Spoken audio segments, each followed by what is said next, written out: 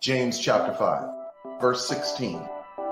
Therefore, confess your sins one to another and pray for one another that you may be healed. The prayer of a righteous person has great power as it is working.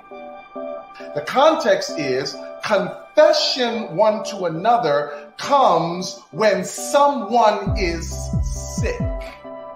And may I suggest to you that the church is sick. The church down through the years, both through its teaching and its practice, has hurt a lot of people. It is said, it is a popular saying, that those who no longer believe in God is because they met someone who said they knew God but did not act like God. It's our fault. One of the hardest things for any institution, organization with authority to do is to apologize. I am sorry.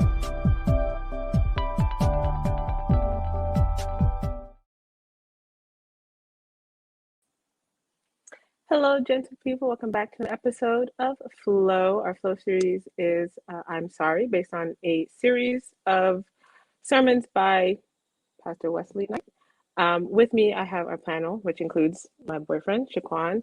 We also have our regular Rob. We have Samoy and company, Mr. Nice, and Pastor Saunders.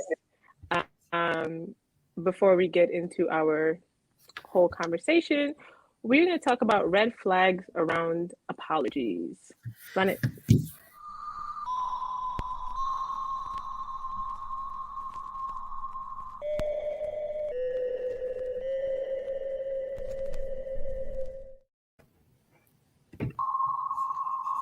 Okay, so I'm sure you've all given apologies and received apologies.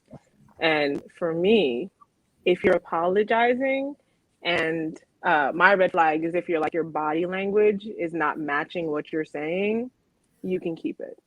It's fine. I'll just go without it. It's okay. So what are you guys' you all's apology red flags? Regular Rob here. Thank you, cousin. I really appreciate that. Gonna rock with that. My red flag is a little bit more on the funny side. If you begin with what had happened was, it's good, right? There's nothing sincere in what you're about to say. I feel attacked because that is how I definitely start apologies. Yep. What had happened was. Nope. So there's nothing for me. You can pass on that apology. So that's my red flag. What had happened was. I say if you start with if you were offended by what I said, what I did. That's the backhanded apology. Why you look at me like that? I would say, I guess kind of like Vandell said, inconsistent behavior. You know, you're stepping on my toe and saying I'm sorry as you continue to step on my toe. Something about that. You're not gonna move your foot. You just keep doing this. That doesn't land right. Okay. That doesn't land well. Mine would be when they just want to be wrong and strong. You don't even get the apology. They just get, well, I did this and that's too bad. That's too bad. And I'm like, wow, this is what we're doing right now. No respect. Yeah, look you in the eye. You be all right. Hostile. My bad, Pastor Sanders. We jumping on you. What you got? What's your red flag? Yeah, whenever a person says, I'm sorry that you feel that way, that's how you felt. Because at that point it's just like, are you invalidating my feelings? Right. Are you invalidating my experience? I'm sorry that you processed it that way. It's just like, sheesh, that's not an apology. Like, it's not real. So yeah, that's a red flag for me. I'm sorry you chose to have your feelings hurt. It happens. You need to do better. Toughen up. Yo, thank you, cousin, for introducing our series, our red flags around apologies and apologizing. If you're in the chat, tell us what's your red flag when somebody's apologizing, where it's like, this is not sincere. Let's move into the body of the conversation. So we'll run it.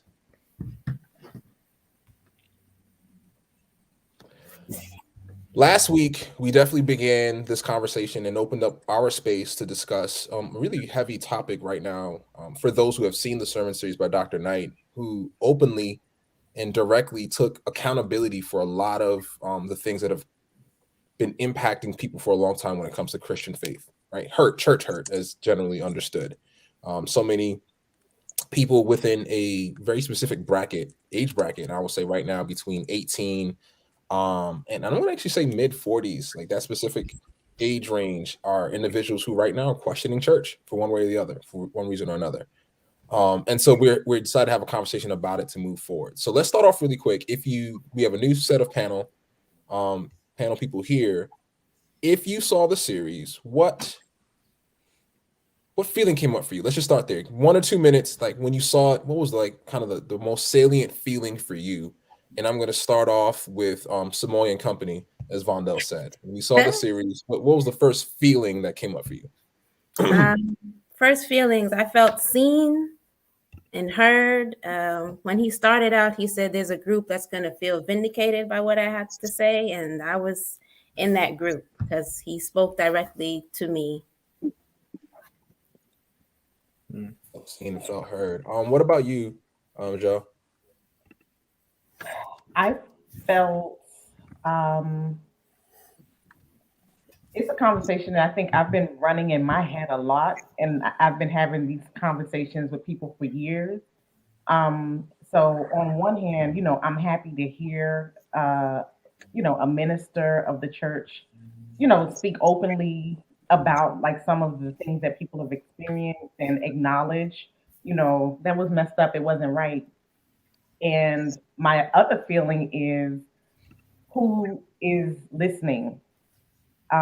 It's nice that the hurt people may be receiving it, but similar to how, the whole Black Lives Matters conversation, like we preaching to Black people all the time, but, the people who, the people who are doing this, like, are they a part of these conversations? So that's really what I thought about. That's real. Let's bump up Pastor Sanders. I'll leave you for the wrap up. Vondell and Shaq. And Shaq, you were a little couldn't hear you as much before. So when you speak, if you can give us a little extra volume, please. What did you guys feel when you saw it? He actually did not get to watch it. In his defense, I just yanked him out of the next room. For me, I guess it was a process of like, I guess feeling vindicated is, I guess, the better way to say it. Because it was like everything he said was stuff that I'd already thought, already seen, already whatever, and was like, cool. And for me, I feel like it's a little bit too late to hear an apology, especially if it's just a verbal one, because like words are cute. However, that's not really. So like it was cool to actually get that, because I know that's a big step, especially from like a pastor. Like someone in a leadership position. So like I recognize that, and I think that's awesome and it's appreciated. But like after that, it was kind of like, all right, that's cool. And what's next? What else you got? What's happening? So interesting. Vindicated and almost a little too late. Pastor Sanders, Pastor Juju, what you got? How'd you feel, man, when you first saw it? It's interesting. I'm a pastor, very new, but a pastor. And I think I was like shocked, because as I was watching it, I said, wow, Knight is a very well-known pastor, a very well-known preacher, and he's saying this. And I think for the most part, I think you kind of sort of get used to not hearing individuals say these types of things, especially so openly. And I don't think I've ever heard a pastor go in the way that he did, So I think it was just so different that I was like, I did not have faith in the church that things could possibly change. But this right here, this has given me some hope. So I was shocked, pleasantly shocked. I find it interesting because at least the panels this week, you guys all this week, your experiences reflect this idea of, again, what I heard is like, we've heard it, we've talked about it, we've been in conversations about it, but to hear a pastor, and I think that punctuated by what you said, Pastor Juju, is like, to hear a pastor though specifically acknowledge these things is different. We haven't heard it. And I think that's its own indictment upon the church, right? Like all these things we know are happening. We're part of conversations about it happening. And we've never heard anyone say like, hey, I hear you, right? I understand that this may have been your experience, which kind of leads me into this next thing as we talk about this. Have you all been subject to a specific church hurt? And if you're willing to share, could you, like, will you? Like, what is it that hearing this apology maybe freed up a little bit, just a little bit, may not have been a lot, but just hearing it, you go, oh, yeah, thank you. And whoever's willing to share, if they are, take a few minutes to share, like, how were you hurt, if at all? Go ahead. I got pregnant with my son, and when I was 22, 2005. And I'm not sure, I don't remember who I was approached by, whether it was the pastor directly at first or elder, but they said that I needed to write a letter of apology. I guess repenting for my sins, that type of thing. And if I didn't, my name would be stricken from the roll. I think that was the term that they used. So I wrote it. And I handed it in, and I guess it was a little inflammatory because the pastor came to my house and said, I read your letter and I ripped it up and you need to write a new one. I got the impression that if I didn't write the letter and I walk into church, I would be escorted out. That was the feeling that I got, that I wasn't welcome there. This church that I was born into, when Metro was down the street at another church, my mother was there. When they cut the ribbon, my mother was there. That's my church. So you're basically saying to me, we don't want you anymore. You made this decision. We don't want you. So I wrote it because that was my church. I didn't want to go anywhere else. And after the letter, I think that was it. I don't remember having to go in front of the church board or anything. The whole thing just kind of disappeared. I don't know if it was personal to me because the pregnancy thing had happened the year before with a friend of mine. It happened after me, and I've never seen or heard again of anybody having to write any type of letter. So it made it feel like it was something personal. I don't know why. I think in that group, it was actually a group of you guys, like you, Damo, and maybe like one or two other people. Damo didn't write it. She wasn't going to write it. I was said nothing to. Of course, I wasn't a church member back then, nor was anybody going to talk to the kid fresh out of Brooklyn with that. No nonsense. But when she told me about it, I was just like, yo, you're not writing that. She wrote it. But I just couldn't understand how, if you're supposed to be part of this family, how they can easily push you out when something goes wrong. So that was a turnoff. That was a big turnoff for me. Listening to both of you, before someone else shares, just quickly, I feel like I had an actual body reaction to that.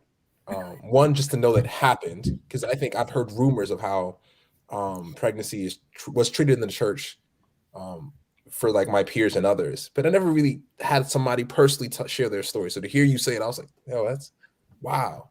Then for you to share your response, right? This idea of like, it felt like your family was rejecting you, like you weren't safe or welcome in this space that you were reared in. And that also brought about like an actual like, ooh, yeah. And I feel like, to maybe Anderson's point, the borough was starting to rear its head. Like, all right, somebody needs to be sharing. Like, let's just rise up. But I appreciate you sharing, Samoy, your story. Does anyone else have a church hurt that they want to share?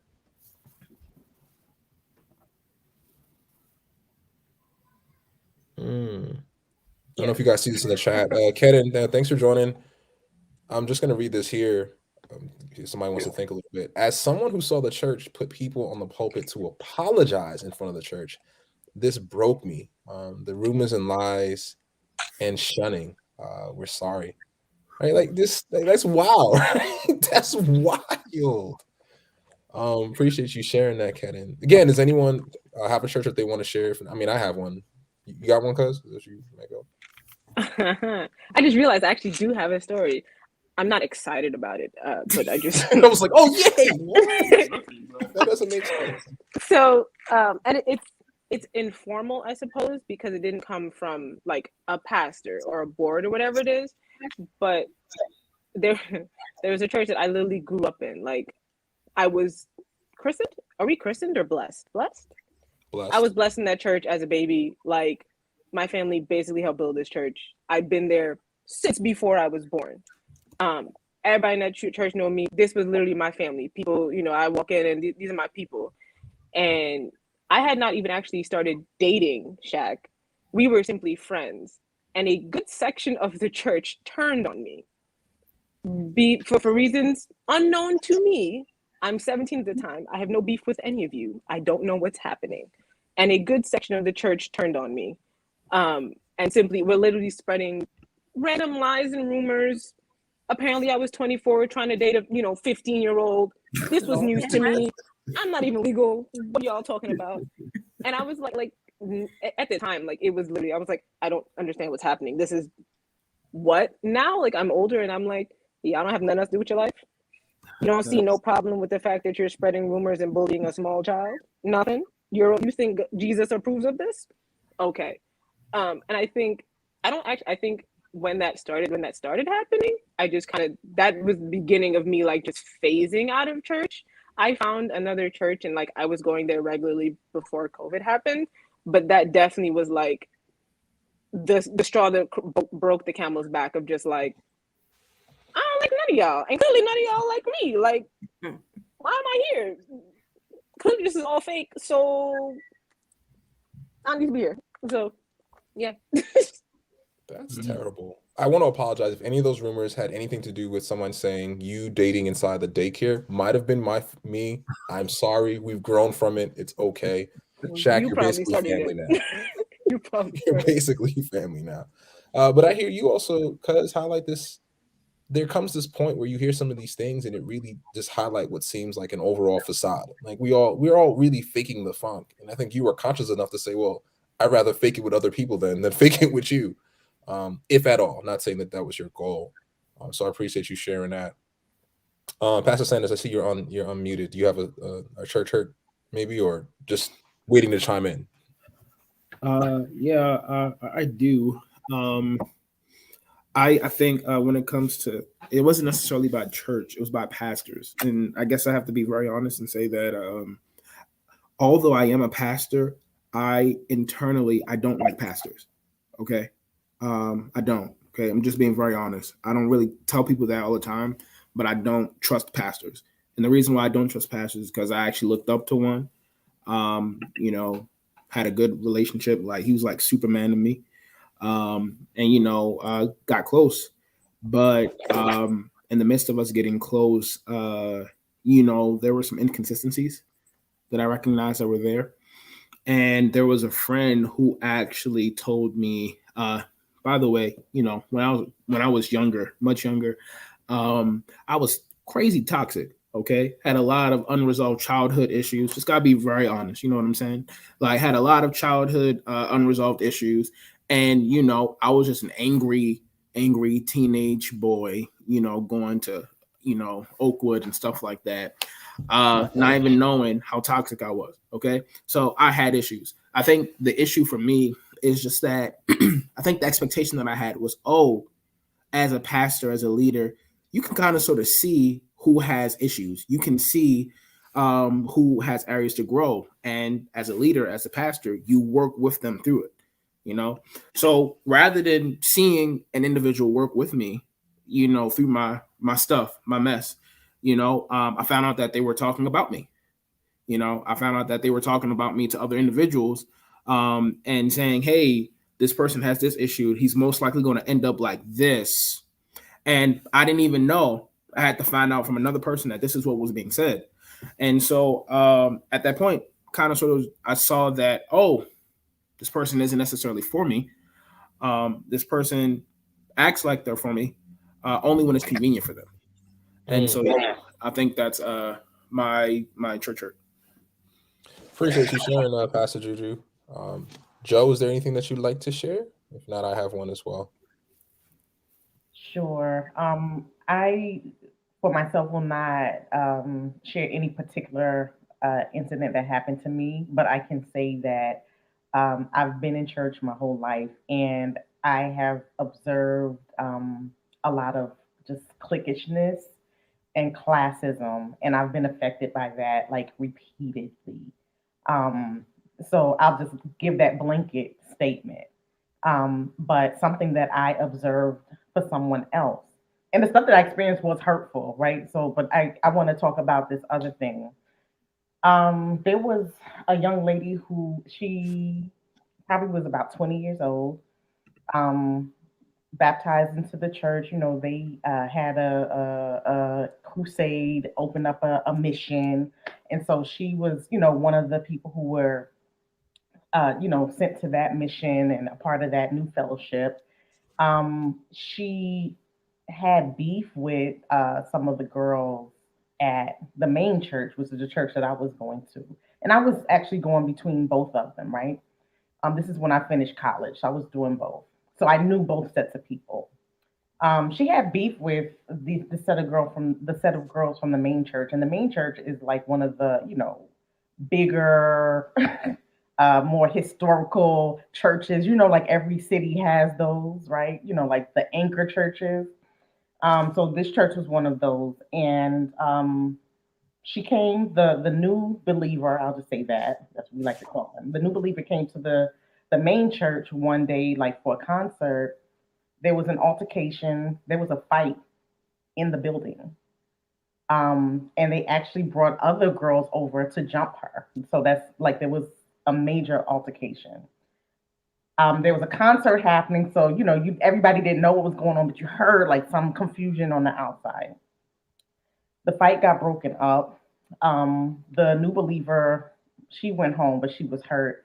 She pressed charges, and the police came to the church to interview, the individuals who were definitely a part of breaking people. They were witnesses, right? When the police got there, everybody denied that it happened.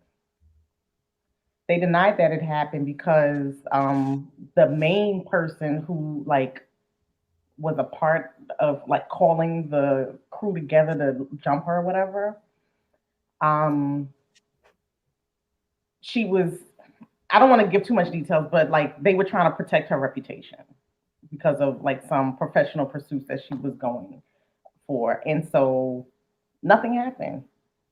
Nothing happened. Nobody saw anything. That girl is crazy. What is she talking about? And I can't tell you the last time I think that was the last time I saw her. So back to the classism, back to the cliquism, like we choose based on whatever, like I've seen people being chosen, like who matters and who doesn't. Once again, visceral reaction, in all honesty. um, and then I'm going to share a personal story built off of that, Joe. You talk about the classism and the direct hurt that could be caused from that. My family, in the short stories, we moved to Jersey. I moved to Jersey with my mom, just my mom and I. And I don't think I ever realized how being a single mother is apparently a pariah in our churches. Like how like it's crazy because not only did I feel it, but I think I got layers of it. So my mom was a single mother, and then I wasn't going to Adventist school. So it was like she was on the borderline for two reasons. She don't have a husband, and then she has the nerve to have her child in public school. And that just makes devils out of all of us.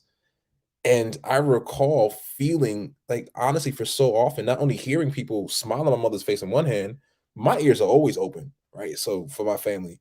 And then you whispering over here about this, that, and the third, like, nah, bye.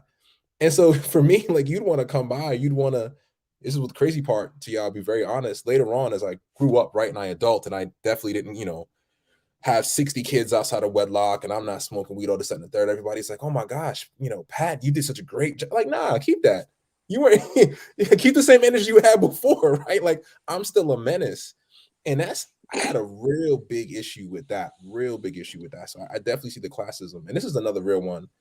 And if my sister is watching out there, Sister LeBron, Miriam, she was here with me for this. I received a church board beating, is what we'll call it. Church board beating. This wasn't big public. We had youthful energy and we wanted to, put on a youth day that would just change the church and we would connect with everybody. And we brought our plan together and our prayers to a church board to, share them what we wanted to do. Like I left feeling like literally feeling down, like feeling like, wow, this is what we're at. And guess what? It was over the issue of drums, the classic thing. And I heard every Sister White, I heard every yada, yada, yada. And it was kind of weird, not only because these are the same people that were listening to tracks, because tracks are safe. I got the same heavy beat in the background. So I'm like, is it the actual instrument that's evil? So anyway, that hurt has stuck with me for so long. I grew out, I eventually forgave those people, like kind of mentally, emotionally, and just let it go. Like that's the kind of church hurt I experienced. And I'm seeing that there are people in the chat who are affirming. And so this is what I'm thinking about then with you all. Because this is shade specifically for someone on this panel. This is shade for just them. We have a gamut of those who represent the generations here. And so Anderson, why are you shaking your head? You wasn't here when she threw shade at me, okay? You weren't here when she threw shade at me. Talk about I don't need to wear wave caps. Clearly, those days are gone. Yeah, that happened. That happened before the show, everyone. We're going to stay on topic. Wow. So this is what I ask you guys, right? So many generations echo that they've been hurt and dealing with the same issues that we have kind of alluded to. But yet these things haven't been corrected. And so if these generations have been consistently identifying these problems, but they haven't been corrected, why do you think there isn't more noticeable change? Like, for lack of a better word, why are we still here? If these things are happening to us and we've heard it happening to people before us, why are we still here? And anyone who feels willing can go ahead. I can say, as a result of some of experiences that were very painful to me, and my response to them was it made me stop going to church for a little while. I definitely had to discontinue my relationship with the congregation that I was attending, because I used to liken it to like an abusive marriage. I'm like, what is this? It's just like I don't know if I should continue to do this. But something that I vowed, because I church is important to me. My relationship with God is very important to me. And I vowed, thank God this is where I am and where I was, that, it was important enough for me to try to connect and maintain that connection with him. So sometimes, like when I started going back to church, it was really about, you know what, Jonice, you're going to go, it's you and God. It's you and God. I mean, there are other people there, but it's you and God. And then when I got more acclimated to being back, with the fellowship and stuff like that, a new church, I think I started to see things differently and see people differently. And so I would keep my eyes out for people who could use my advocacy, because like there were just some things I felt like I could relate to instantly. Like I could see it and I would call people out on things, like I don't care. I'm not afraid. I'm an advocate for people who I see, that may be taken advantage of or may be ignored or yada, yada, yada. So, that's one reason why I believe that I'm still here, because I want to be here. And also I take pride in the fact that I can now be a better advocate because I've experienced some things. And I have like a different set of eyes now, if that makes sense. You highlight two things for me, Joe, that I think is important in times of your answering this question. First, that your presence here is entirely anchored on your relationship to Christ, period. Like, it has nothing to do with the church. again, I think another indictment on the church, right? Like the fact that your relationship has nothing to do with the people that comprise this organization, but your individual relationship. So that's that's the minister to somebody. People made me want to do this. And so there's my other part, because there's something that you said. There's a hypervigilance, right? There are two things that I hear in your response that I kind of want to pull out for anyone else. If you do remain, you are constantly on edge. And edge is not really the best word I want to use. Like you're constantly aware, cautious, open to who next, right? Where might the next attack come from? To keep it a buck with you all, that's a traumatic response. Like people who do that are responding from a place of trauma. So I want to throw that out there for the church, because how many of us are engaging in this relationship from a traumatic space? And then secondly, to your point, Joe, there's some of us who just are done, right? You came back, praise God, but how many of us are just like, I'm done. Like, you know what? This is not for me. So I wonder if anyone else has either felt and been in those spaces, either where you feel like you're responding from a traumatic space or you were just done. Open to whoever feels like answering.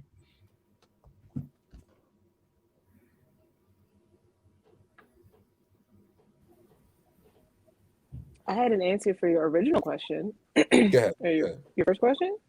What was your original question? Why are we still here? Why are we still having these issues? There we go. Okay, yeah. I got it. I think it's one of 2 or 3 reasons.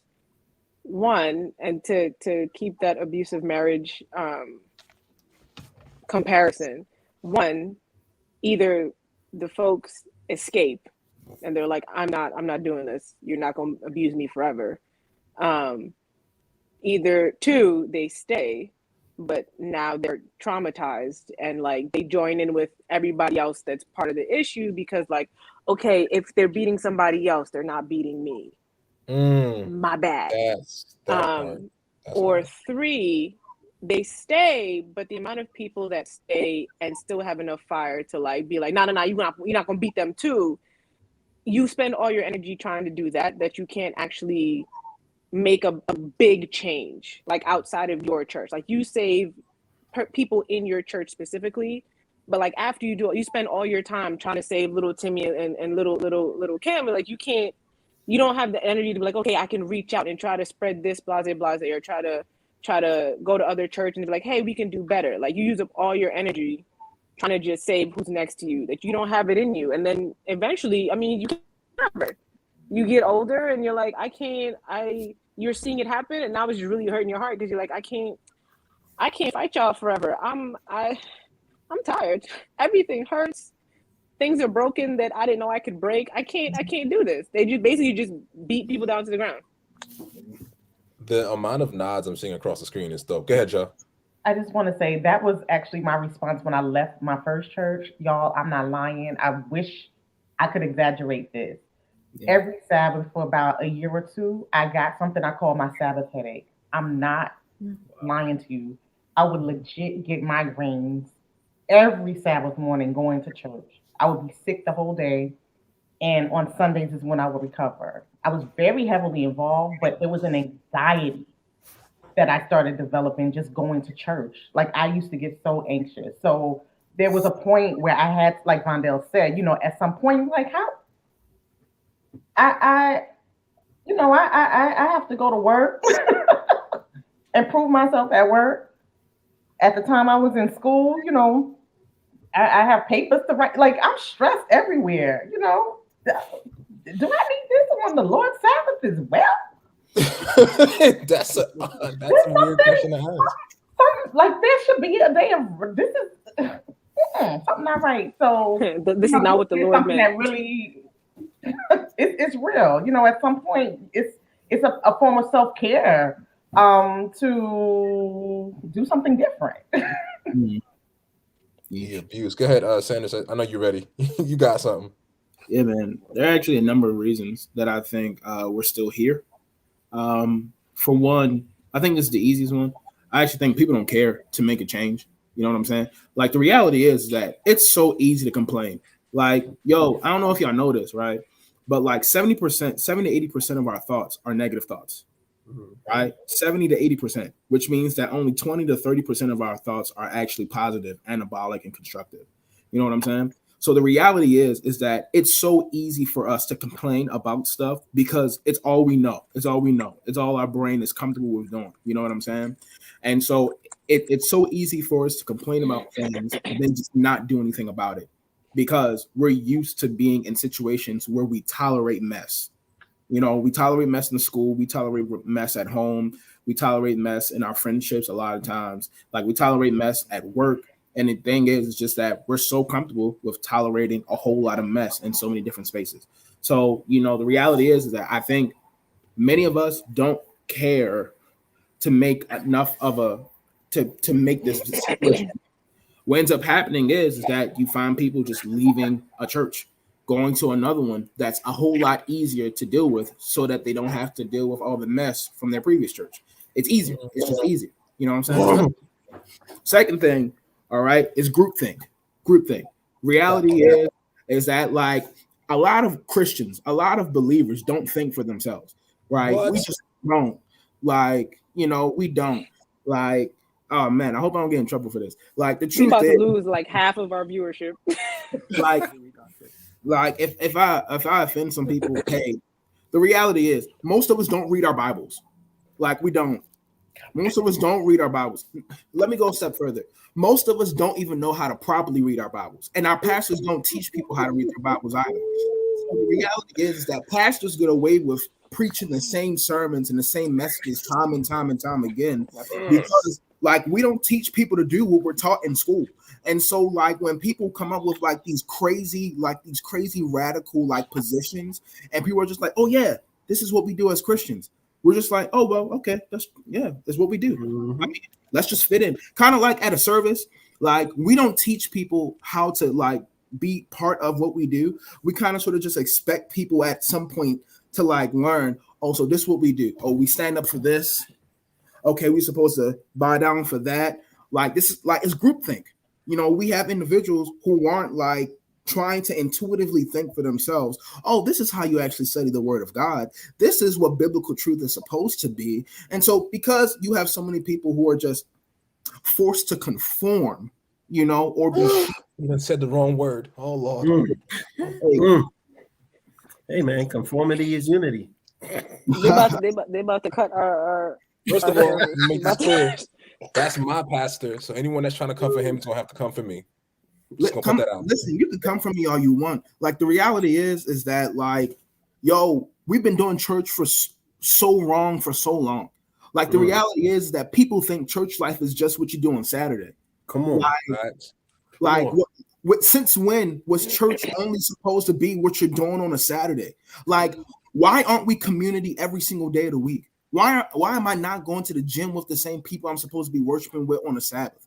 Oh, I got the answer for that. Go ahead, because Rob. those people will know that I am not what I am only on Saturday. Come on. So I can't, like, that's the issue, right? I mean, you realistically, you can't keep that Sabbath mask on all week.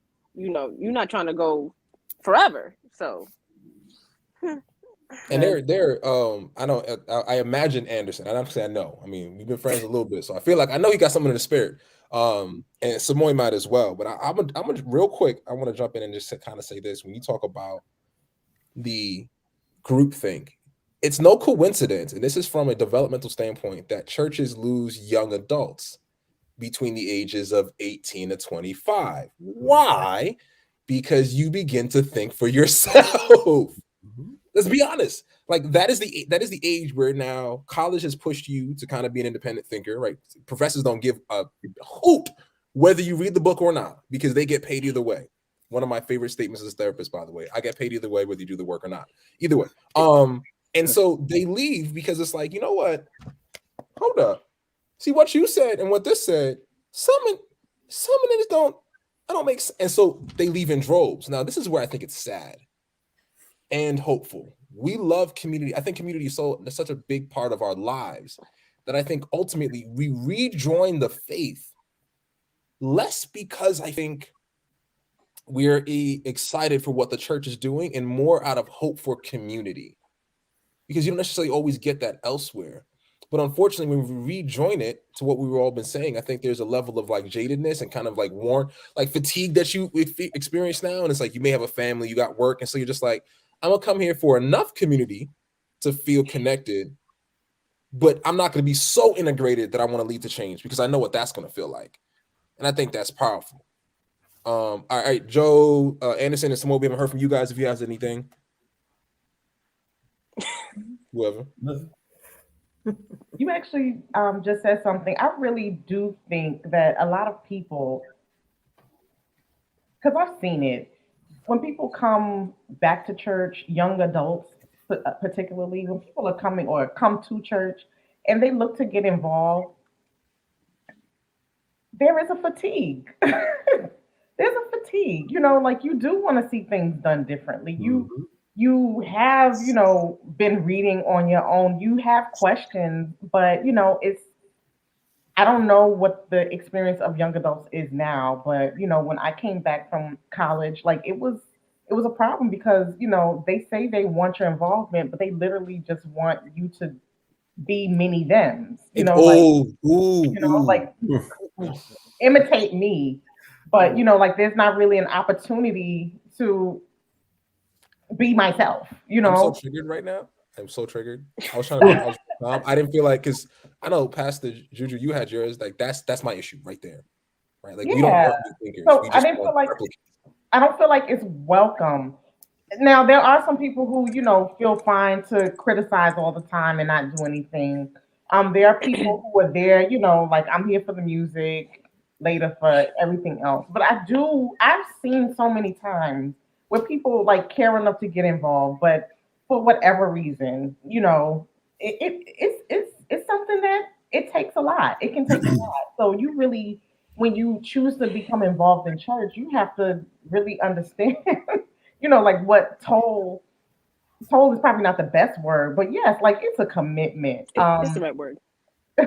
It's a commitment, not just, it takes your time, but the energy. And like I can't say energy enough. We all know this, right? Like this the energy, it's a labor of love. And there's a lot of this. So yeah, I think people a lot of times want to be involved or want to be more involved, but it's difficult. I mean, you have church culture to contend with. And then there's just some people in general who are just, not some people in general are resistant to change. So, like you're dealing with those plus a myriad of other things. But I think that there are people who are interested and would invest if they felt that it was worth their effort. Yeah. I think if they felt there was a space created for a difference of opinion, not just, oh yeah, you can come on in, but if you're not thinking what we're thinking, we don't want to hear. Go ahead, Anderson. We'll just wait. Just wait. It's okay. Pastor Juju, man, like, bruh, that thing's been on my mind for almost a decade. I left the church and I stopped going in 2008. Was it?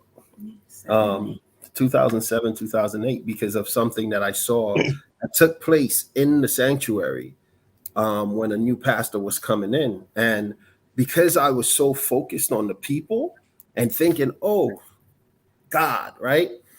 I was just like, no.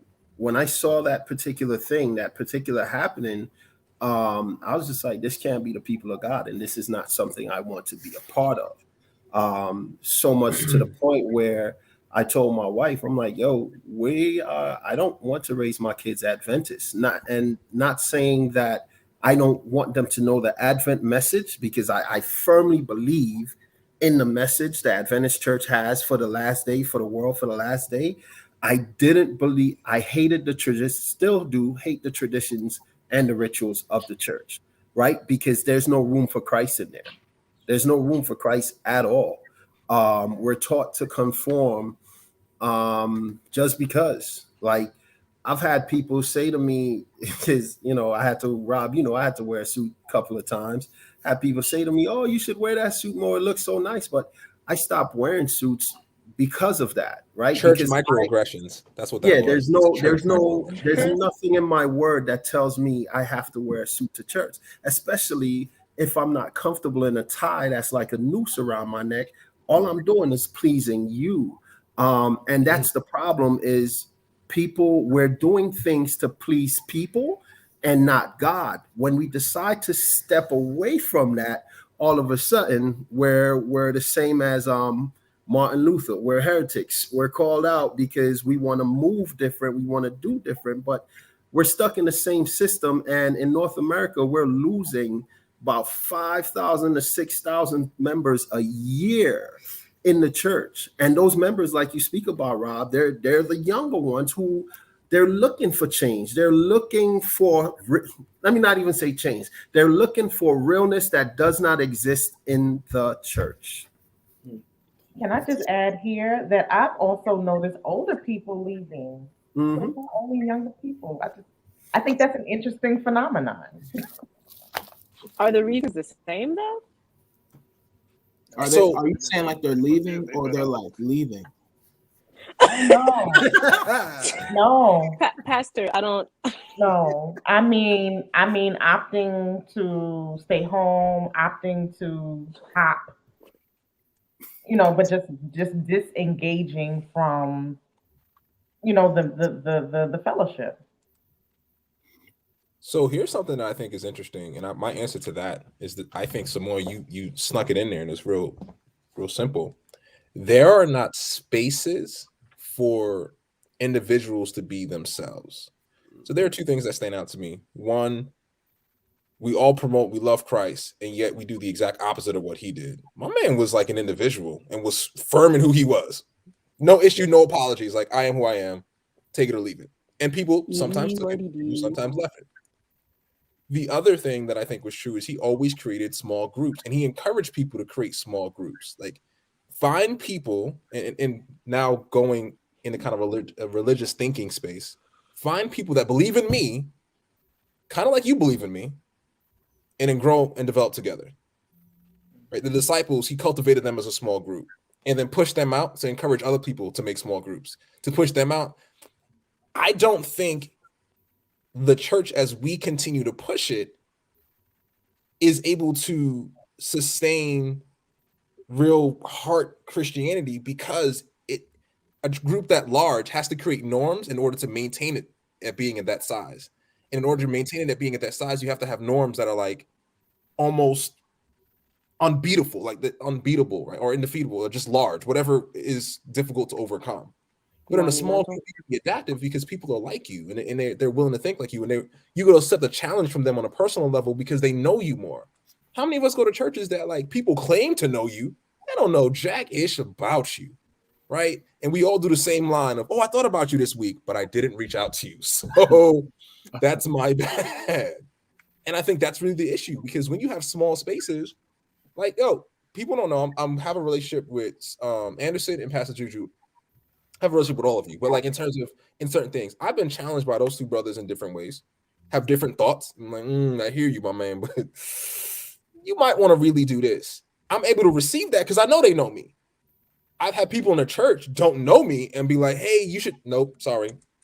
No, thank you. And if I try to be respectful in my challenge, they're like, oh, whoa.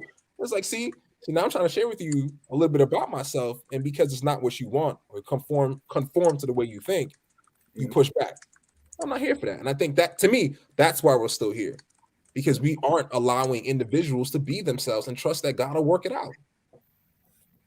Well, I mean, but that's what church culture is, isn't it? Like, I mean, this church culture, I'm not just talking about Adventism, I'm just talking about church culture in general. It's conform or you can't be a part, right?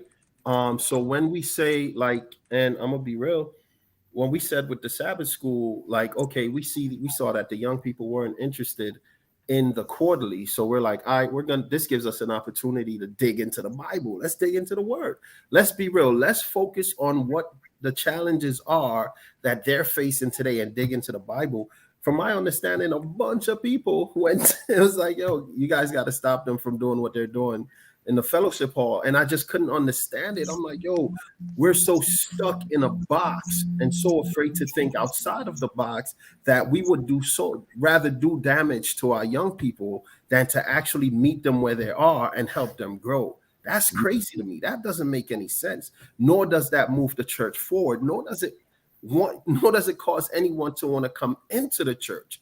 If this is the same thing Christ fought against, right? And when she wasn't my wife then, but when Samoy told me that she had to write that letter, like, I mean, every part of Brooklyn came out of me, right? Mm-hmm. Every part of Brooklyn came out of me, because I'm like, I didn't understand that. I didn't get that. And everybody's like, oh, that's how it's done. That's not okay. That's like me going around like, yo, let me get what's in your pocket. And everybody watching like, nah, this is the hood. This is how it is. It's not okay. It doesn't make sense for you to just stand there and allow something that doesn't make sense to happen. It's not cool. It's not Christ-like, and it's not going to get better, honestly, unless we start changing it. Because, I mean, I'm going to leave that part out. No. Your pivot, you lead us into the question I want to ask. Can I just say something? Anderson, the same scenario that you just mentioned about the Sabbath school study happened at my church. Wow. So I'm laughing. I'm like, how? The same exact scenario. Same thing. That's crazy. So this is where we are, right? And I appreciate everyone who's watching. Want to pause real quick. Please make sure to like, subscribe, and share. This is an open space, an honest space. I want to say a change space. And with that, because Pastor Juju, you said something that is true, right? It's very easy to complain. And I hope people aren't taking our expression of our experiences as just a complaint, because it isn't. It's finally feeling safe enough to vocalize what has happened to us and are happening to people like us. With that being said, what can we do on a micro level, so on an individual level, to begin facilitating the change around us? And if you have been doing it, what does that look like? And right now, if you feel like, all right, Rob, you kind of encouraging me to try, what do you think you might do? So if you haven't been doing it, what do you think you might do? And if you have, share that with us as well. What does change look like for you? I think it looks like speaking out. I don't know. I told you I was raised, in the church. So I don't even understand why I have always been so conscious. Maybe my mother used to say things, I don't know, about the whole pregnancy issue. Like, that's something from when I was tiny. Like, it always, when I heard about it, always was like ridiculous to me. Always. So I had a young lady when I was just coming out of college who got pregnant, and she said that somebody told her that she had to ask for her membership to be removed. I said, don't you do it. I encouraged her not to do it. And she eventually did write a letter to the board, but her letter was good. I mean, she asked to be removed, but she said, I asked to be removed because I have sinned. I was on the board. And she said, because I have sinned, and I loved it. That was her letter. I have sinned. And I'm like, Who on this board hasn't sinned? I was on the board at the time. Who hasn't sinned? Like, just to show how ridiculous that is, right? In church business meetings, attend, participate. And when you hear some nonsense, stick up your hand and say, hey, but why? So I think this is one reason why, again, it's important to stick around, especially if we believe in the message, if we believe in, just everything that church and, the body of Christ and Adventism, all of the above, all of those things that are offered, if we believe in it and if we value it, we can contribute by being advocates, and also by just demonstrating who we wanted to see, who we needed to see when we were coming up, whoever, like just being the opposite of some of those things that were turn-offs, not doing that. One thing I always said, because music for some reason was like the point of contention in so many spaces. And so something that I try to do now is I try to keep my ear listening to different kinds of music. I don't have to like it, but I'm careful about how I describe it, because I remember when I was coming up, you listen to that hippity hop. What are you talking about? That bad day music.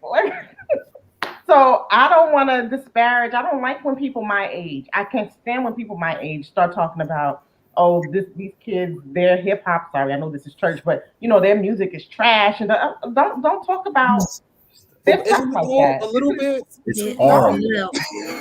No, because I feel like that in a way is doing The exactly same what thing. people did to us when we were coming Yeah. up. Like I was called out. It's true. I'm gonna try to do better. that's how I see it, and that's so little things like that is how I try to make a difference. Joe, I'm gonna try to be better. I'm not gonna call their music foolish. I'm just gonna think it. That's an improvement on the previous generation, and we will take it. We will take it. My thing is being an advocate for just whoever really wants to grow in Christ. No longer being quiet. When you approached Samoy, Rob, and she told me what she wanted to do, and she was like, I don't know if I'm gonna do it. I looked at her like, why not? Why aren't you gonna do it? He shamed me. I did. And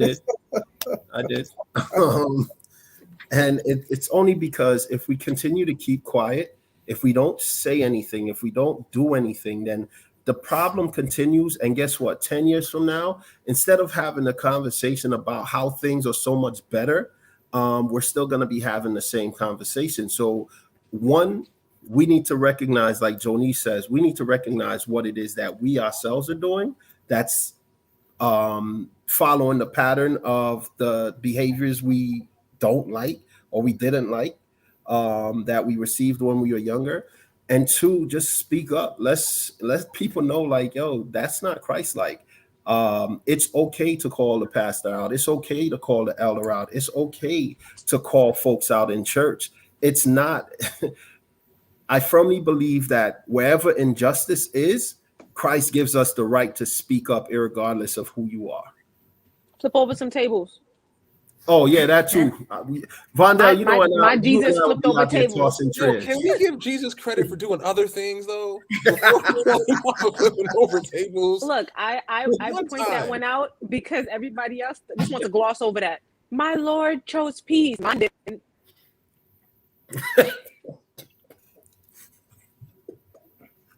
Anyone else about their change? One time. Yeah. I think there are a couple of things that we can do. This is what I've been doing, all right? Since I started at Metro, really just been asking, hey, what are you passionate about? Mm-hmm. And how can we do that at church? Like, I don't need you to join Pathfinders. I don't need you to join Adventurers. Like, tell me what you're passionate about art. You're passionate about architecture. All right, so let's see how we can bring that into the church space. Like, let's see how we can bring aspects of that into the church space so that you can do your thing. In addition, if the reality is we need church to be more than just Saturday, like we need to be more than Saturday. So the reality is that we need to find a way to get more people to be engaged in church culture, church life throughout the week. So I think the easiest way for us to do that is to figure out how church-related things can benefit people on a day-to-day. You know what I'm saying?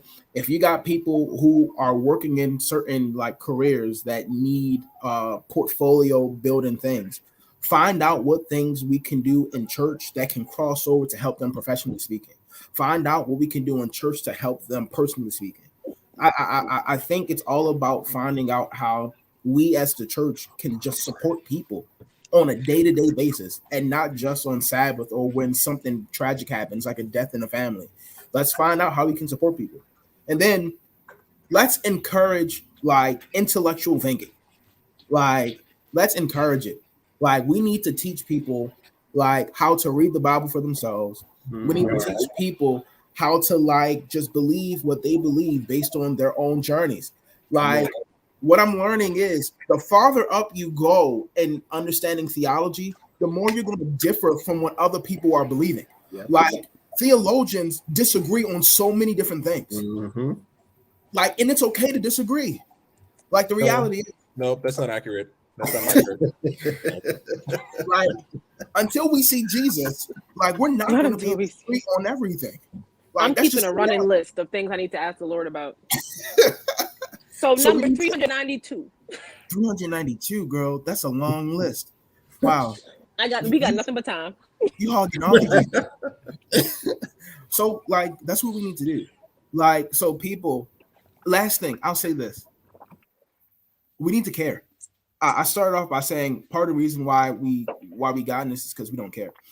Like, we need to find a reason to care about making the church a better space. Like, you need to get angry.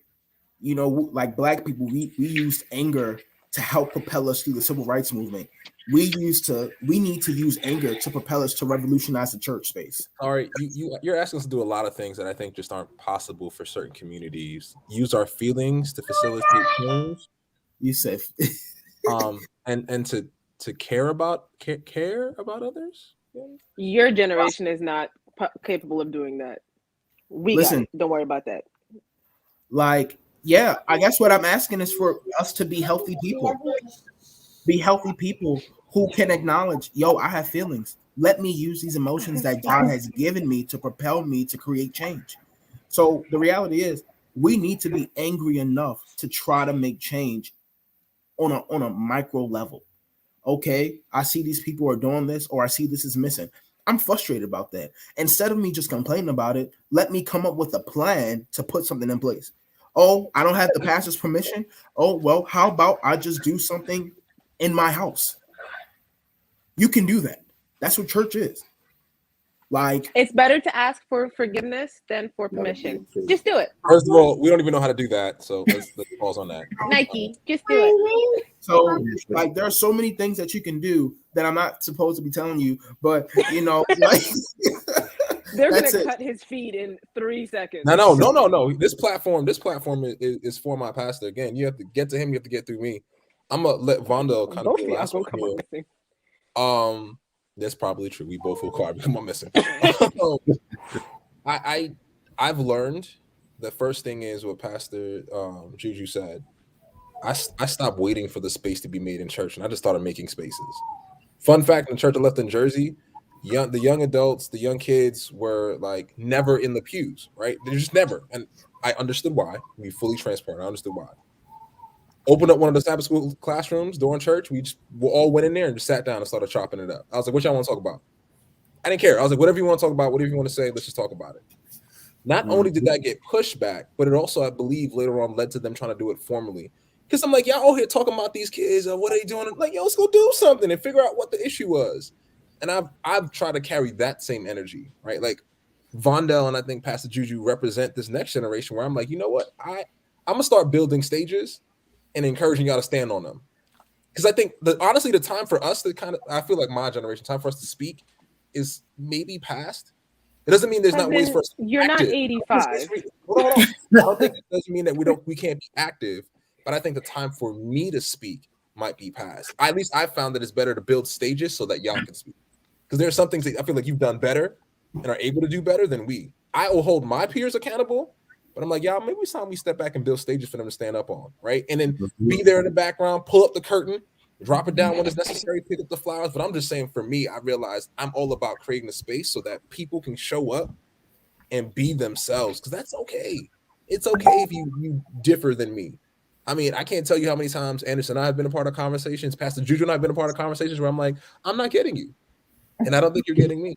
And it was okay. And it was okay. And we kept it moving forward. So I know, Jonice, you had something in response to my statement, and then Vondo, you can go I ahead. think that's I just want to push back just a little. Okay. I mean, you know, because I feel like that's a mistake that we make these days, where we feel like, you know, only certain people can do certain things. And I also feel like that makes people unnecessarily insecure about certain things. You know, oh, this young thing is trying to take over, when, I mean, they're just participating too, you know? So I think, you know, we need to be attentive to what our callings are. We need to be, you know, true to who we are, and play your role. That's it, you know, and, you know, yes. Anyway, you know, play your role, do your part, pay attention to where your gifting is, and where your skill set, you know, your passion, your experience can support. But you know, everybody has their part to play. I don't think I will ever age out of being able to speak up for people. Speak up for people of any age. You know what I'm saying? Like, that's never gonna happen.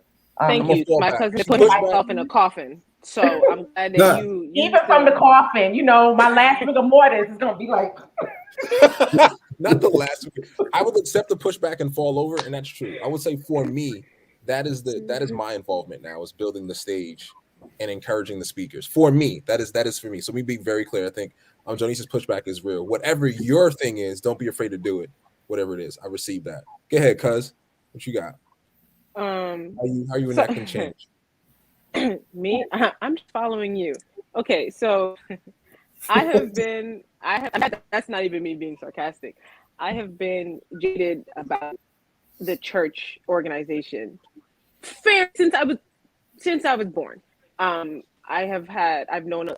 always seen the behind the scenes of everything of how church works, and was like, so none of it was ever very surprising to me. And what I've learned is small groups and doing your own thing is the best way to go, which is why I really appreciate and admire this space that my cousin has created, of like this thing that we're doing by ourselves.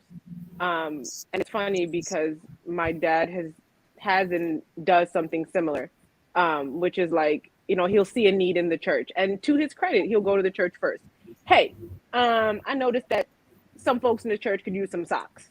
Right? It goes into board meeting. It dies unceremonious death. He's like, cool, I do it myself, which I admire. Like, pass it by the church first. If they're not picking it up, do it yourself. All right, go collect the socks yourself, hand them out yourself, make it your own thing. Down the line, eventually, the church probably gonna be like, hey, that's a good idea. They might be 10 years too late, but you've already started your thing. You've already done your thing. They might throw some money at you. All that's gonna do is help you. You've done your part. So for me, I think the thing that we could do best is kind of what Joni, do what you're called to do. Do what you think your part is. If it's building stages for other people, if it's playing backup, if it's fighting for other folks, if it's being the voice out front and being like, nah, what you're not going to do that. And if, wherever you are is not receptive to it, give a little time, see what happens. Nope, that's okay. Me and my message, we travel. Don't you worry about it. Have message, we'll travel. There's internet, I got Wi-Fi. Don't you worry about it. And just like keep it pushing. Don't let nobody like put you in a don't let nobody put you in a corner and tell you to hush up. Do what you're doing. Pastor Sanders, you got a comment? Yeah, it's like a last thing. Well, hold up. Then I'll actually. Do you mind if I give you the platform? We have something called the connection, and you can just take that moment to wrap us all up. Would that be cool? No? Oh, I don't know what that is, but okay. It's just a part of the show, but I'll give you the platform. I would love for you to have the platform to share your final thought and kind of wrap this up for us, kind of put a bow on it. Okay. If that's okay. Just for this place, like if you guys are watching us right now, we pushed it a little bit. We pushed our time a little bit more just because this conversation is needed. I want to thank the panelists that are with me today, because I think you guys helped push the conversation forward in sharing your stories and your experiences. Anderson and Samoy and Anderson, thank you for being with us. Samoy, thanks for sharing your story. Joe, thank you for sharing your story as well and for pushing the conversation forward. Vondo, as always, and Pastor Sanders. What's about to happen is we're gonna run some commercials. I'm gonna let my cousin run some commercials. So basically some things that we do in ways that you could be a part of the F.L.O.W community over the different course, and then you'll see Pastor Sanders will finish us up with the connection. So Vondo, take it away. All the things that we do, cousin. Yes. I'm confused. Maybe I will. Forget it. All right. So everyone, on Fridays, feel free to join us for. Oh, sorry. Look at me. I messed up. My bad. Yeah. See, you're worse than I am. No, I'll do it. On Fridays. Oh, we start on Saturdays. Okay. On Saturdays at 10:30 a.m. we have our version of Sabbath School. Soul food. Talking about Bible study, all that good stuff. What else is there? On Sunday, not every Sunday, every third Sunday, I think. We have Sunday dinner. We're talking about life, current issues, whatever comes to your mind. We talk about it. 7 p.m. Bring your dinner and have a great time. And at 4:30 every Saturday, except every three Saturdays out of the month, we have this program. F.L.O.W presents at 4:30 p.m. And what's that other thing? We have one more thing. What happened to Bible study? There we go. And on Fridays at 8 p.m., we have the word where we have Bible study. We talk about, well, the Bible, obviously. It's good stuff, if I do say so myself. Thank you, cousin. Also, just want to encourage everybody who's staying with us here. Don't forget to like, subscribe, and share. Next week, that is on next week, as the pastors say, on next Sabbath, we will have Pastor Dr. Knight with us, and some new and returning panelists to really dive more deeply into this topic and encourage change. Join our community, be a part of it. Thank you so much. And then we're about to run the connection. So after this, Pastor Juju, it's all yours. Run it.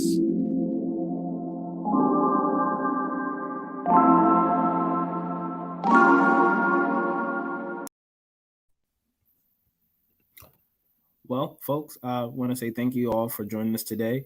I think just to wrap up, the biggest thing that we can take away from this, we gave you all a lot of things that you could actually do on a macro level, but we kind of sort of forgot the first step of all of this. A lot of us are, we have hurt to some degree. Some of us may have worked through that hurt, but a lot of people have not.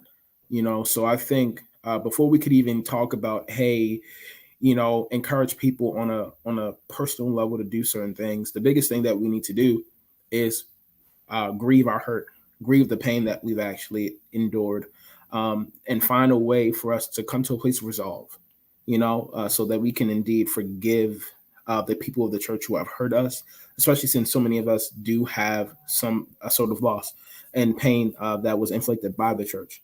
So I want to encourage you to come out next week, next Sabbath, because of the simple fact that this is exactly what we're going to be talking about. We're going to be talking about healing. We've talked a lot about the issues, and now we're going to transition to a more space of healing, so that we can actually identify ways in which to move forward. So you don't want to miss it. I don't know about you, but I could use some good old healing, some good old methods, practices that are tried and true, so that we can let go of all the things that happened to us in the past, so that we can indeed be better for the future. So that's all. Be blessed, and we hope you all enjoy the rest of your Saturday and have a good week.